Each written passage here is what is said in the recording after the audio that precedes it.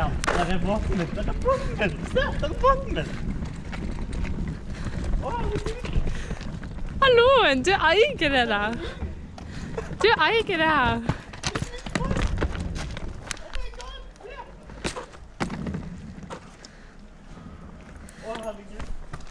Fy søren, den var stor.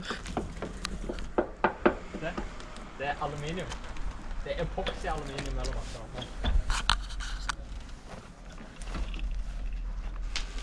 Velkommen ombord. This is me. And this is the boat I'm going to be rebuilding from its bare bones. But to see what led me to this very happy moment, we need to rewind time. I was in the middle of high school when the dream of sailing the world struck me for the first time. I had just come out of a work placement as an ROV electrician, something I absolutely hated. I was highly reflective for my age, and had already contemplated things like future saving plans, how long to expect paying down a house loan, and that combined with only bad workplace experiences really terrified me. I had long been searching for some way to live more economically, and I thought about living in an RV, a shipping container, and so on. I remember one day, I thought about back in the time when people lived on sailboats. My curiosity led me to look at prices for boats and search it up on YouTube. I remember the feeling that struck me. It's like this is what I was meant to be doing with my life. That feeling never faded. I remember I just soaked up all the information I could get on sailing. I had barely even been on a boat before, but I was determined to make it work. In under 3 weeks from first thinking about it, I had my first sailboat. It was a Bavaria Cruiser 32 from 2012. I had originally planned to buy an old, way cheaper boat, but my family wanted to help me, and I got a loan from my dad. The following years, I would learn a lot about sailing, travel on long journeys and seeing for myself what it was like living on a boat.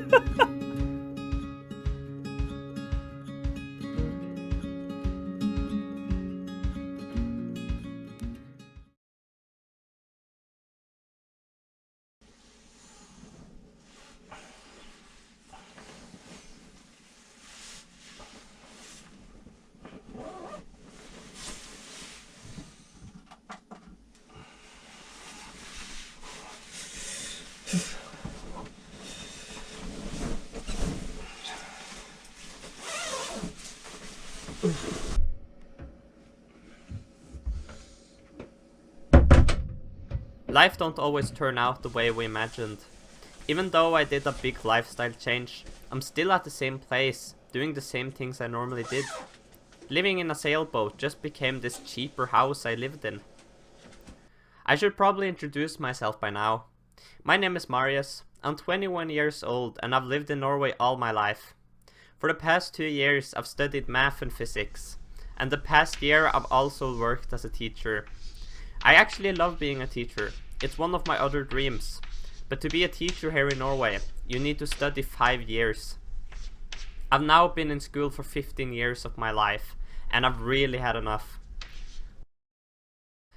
I don't think the way our capitalistic world measures success is anywhere close to what we really want. I don't think a big house and profit maximizing necessarily necessitates happiness in the same way that good company, freedom and a beautiful sunset can. This is also why I believe that the world would be better off if everyone makes it their primary objective to pursue their dreams.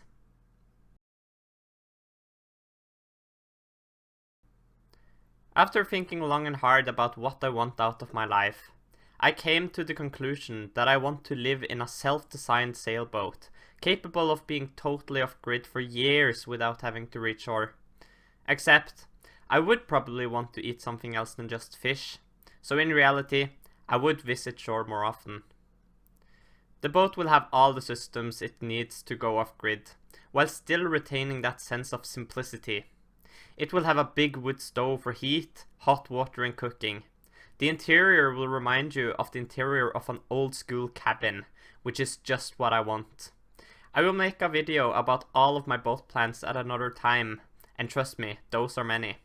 But for now, I would first need to acquire a sailboat.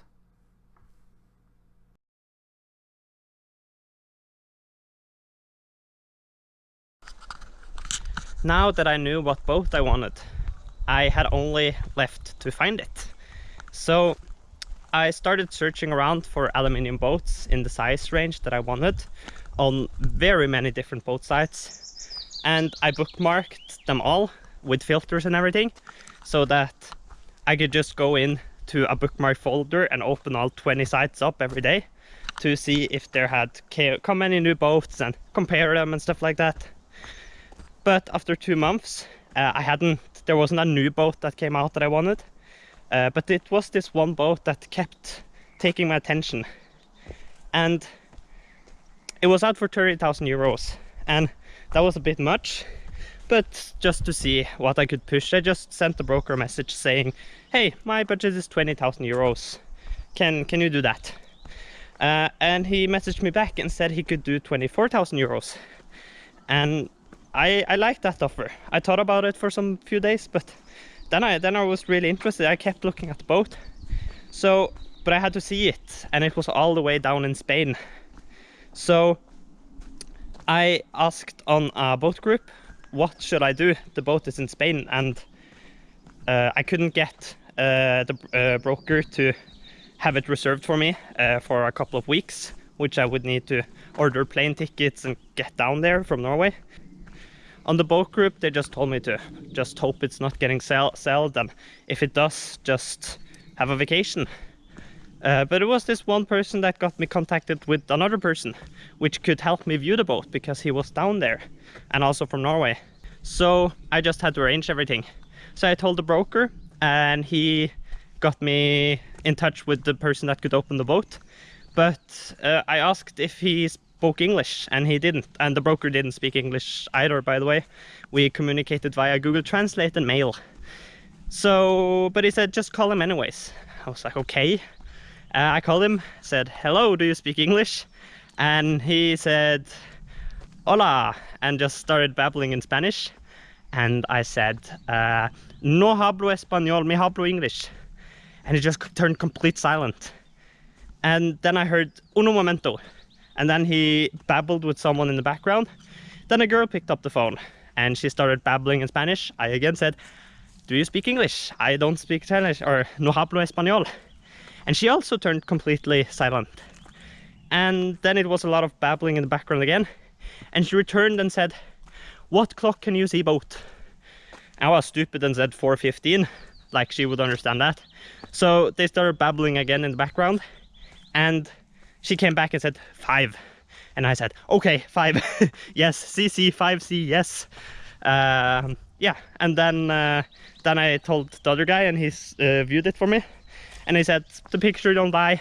The structural elements is really good. The interior is really dirty, but I was expecting that, and it was really the structural elements I cared about because that's the costly repairs. So I basically decided from then that I wanted to buy it, and you will see the rest of the process now.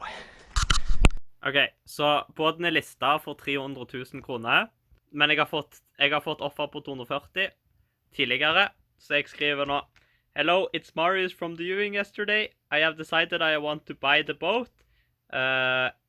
If you can write up a contract for 20,000 euros, I will sign and send the money over right away. Ok, da kontrakten signert, og jeg må bare betale. Nå jeg på bankideen her. Jeg har hevet inn 240 000 kroner på, så nå det bare et tasteklikk igjen. One small click for man, a giant click for mankind.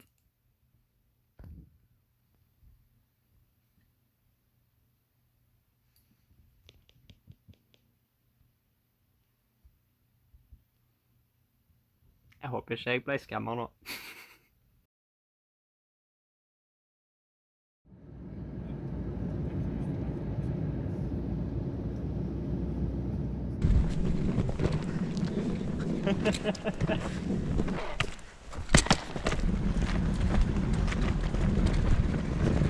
Hva ser vi på nå? 265, 6, 7, 8.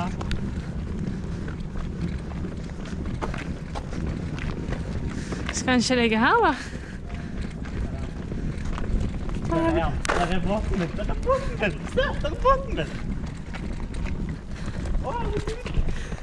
Hallo, du eier det der. Du eier det her.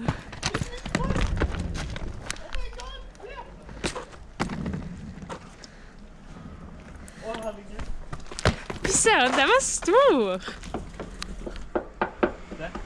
Det er aluminium. Det er epoxy aluminium eller hva det er. Velkommen ombord til min båt. Vi ser ingenting da, men... Å, se på det store dekket!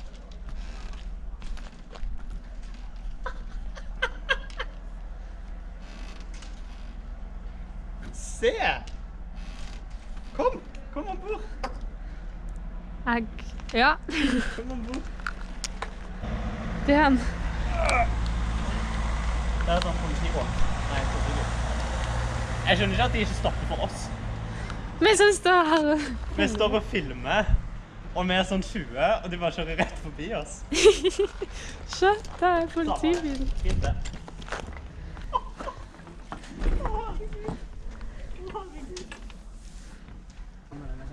Og bordet henger på. Nei, men har du sett? Ok, nøkkelen skal være oppi her. Baki der. Og der er han! Ok, det var veldig mange nøkler. Nå går det. Fortsett. Nå! De har gjort det før. Du må fikse på den nå.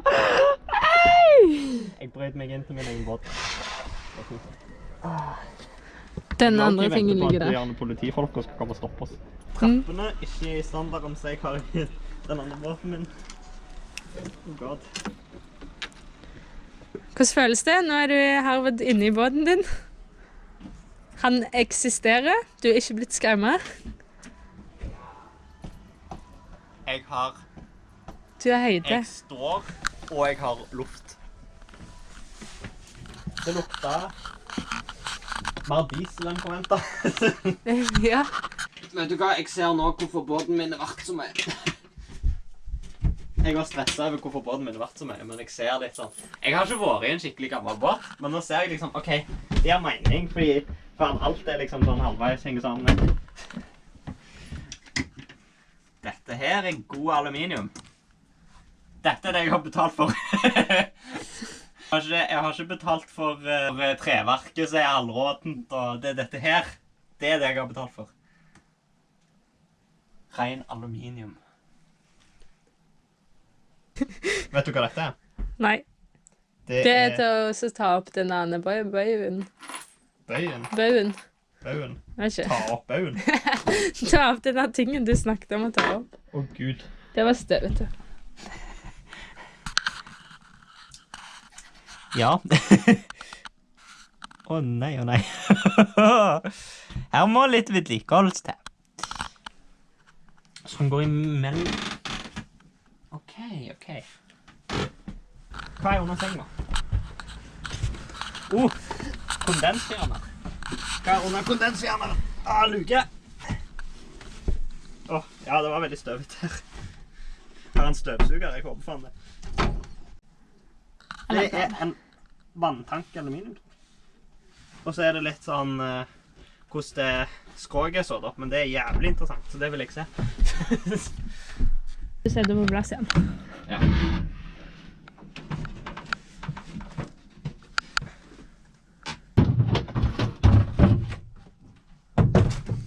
Det der hadde ikke jeg heller gjort med litt.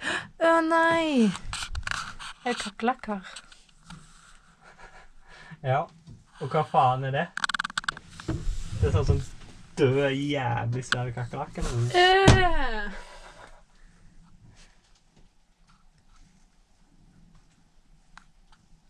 Så Jeg så aldri på badet. Jeg vet ikke om jeg vil åpne doen og se. Jo, du får gjøre det. For jeg vil ikke gjøre det. Det lukter ikke godt. Nei, ok, det så ikke... Det lukter ringt lukk igjen. Ja. Åh, det har ikke vasket noen ting her. Det her falleferdig. Men det står her nå. Treet litt løst, det jeg enig i. Det må seriøst vaskes, for dette her jo krisestøvete. Ja, jeg føler, jeg kjenner dette her. Jeg husstøvallergi, jeg sånn. Jeg bare står her og blunker. Jeg kjenner dette her. Jeg bare står her og blunker. Du, nå går vi ut. Jeg skal se på motoren, så går vi ut. Ja. Oi, det var litt stilig da. Nå med et bord. Hvor det liksom denne her skal liksom låses? Den blir ikke låst, du må holde den oppe. Skal jeg holde den oppe for deg? Ja, takk. Ikke slipp den. Dunk! Det ser veldig bra ut. Hva faen det? Ok.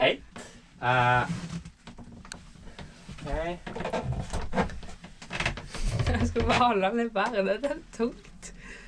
Det den pelleren. Men, når du ser på utsida... Da elsker vi livet. Ja. Men det noen av dine livbåter. Det ser ut som det båtene mine. Skal vi booke oss inn på et hotell før det for sent? Ja. Greit. The hotels were closed, so we had to sleep in my new, fine, dusty, cockroach-infested home. We cleaned the bedrooms to the best of our abilities before going to bed that night. The following days we cleaned and cleaned, but we also took the opportunity of the heat to go to the beach and eat out on restaurants. Our stay would last a couple of days before the flight back to Norway would leave. I wouldn't see Tranquility again for 4 months.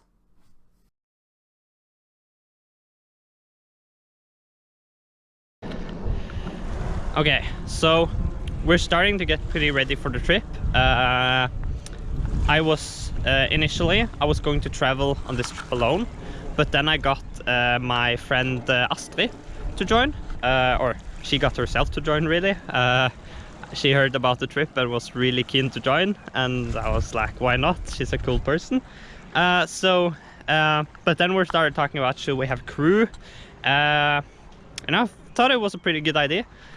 So I put out an announcement on a Facebook group here in Norway, where you can ask if someone want to join you boating basically. The initial plan was to do that and on another group where the whole world is constantly asking for trips. But we actually got a pretty good response on the Norwegian group. We got like 10 people interested. So we interviewed them all, and we basically said yes to everyone that were committed to do it, because everyone was really nice. And now it seems like we have a pretty great group of people, at least for the first half year. And then we might just pick up people on the trip and stuff like that. So I'm looking pretty forward to the trip and to see how it is. And it's gonna be pretty different from my normal life. Normally it's like really introverted, just being alone, walking alone, living alone. It's great. Everyone should learn to live alone and be alone. It's really healthy for you to be able to do that, I think, in my opinion. So now it's gonna be pretty weird to get used to living with someone on a really small boat. It's like, yes, 35 feet, but it's like 3 to 4 strangers. You have to share beds with them. It's gonna be pretty cramped, but I also think it's gonna be like family-ish. I don't know. I'm looking forward to it.